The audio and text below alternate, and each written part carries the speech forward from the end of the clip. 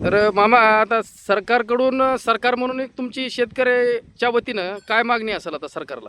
काय साहेब, शेतकऱ्यानं काय अपेक्षा करावी सरकारकडे? काय झालं? काय करायची? निसर्गच कोपलाय. हा? काय अपेक्षा करणार सरकारकडे? हां. आणि सरकारनं कर्जमाफी केली, ती अजून काही झालं नाही. बरं नुसती जाहीर घोषणा केली कर्जमाफीची, बरं अजून काही कर्जमाफ झालं नाही. बरं चालतंय. हा, देवणीच्या शेतकऱ्याला बैल दिले, ते बैल काही अवताला चाललेच नाही. आणि बियाणं ही काय उन्नती जातीचं बियाणं आणलं, बोगस बियाणं, ती काही वापरलंच नाही. तुमच्याकडे सरकारकडे अपेक्षा काय करावी?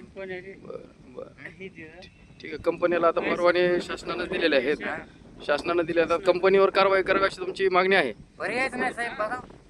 कारण कंपनीनं जर बियाणं बनवलंच नसतं, सरकारनं त्याचं चेकअप केलं असतं, वेळेवर तपासण्या झाल्या आमच्यावर वेळच आली नसती. आली नसते. बरोबर आहे.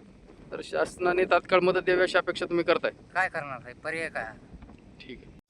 लातूर विभागामध्ये लातूर, नांदेड, धाराशिव, परभणी आणि हिंगोली या 5 जिल्ह्यामध्ये साधारण आज अखेर 258 सोयाबीन बियाणे न गोल्याच्या तक्रारी प्रशासनाला प्राप्त आहेत. त्या अनुषंगानं उपविभागीय कृषी अधिकारी यांच्या अध्यक्षतेखालील तक्रार निवारण समिती, चौकशी समिती शेतकऱ्यांच्या शेतावर जाऊन याबाबत पंचनामा करत आहे. तसेच ज्या शेतकऱ्यांना या संदर्भात काही अडचण असेल किंवा काही तक्रार द्यायची असेल तर त्यांनी आपल्या पंचायत समिती, कृषी विभाग किंवा तालुका कृषी अधिकारी कार्यालयाशी संपर्क साधावा.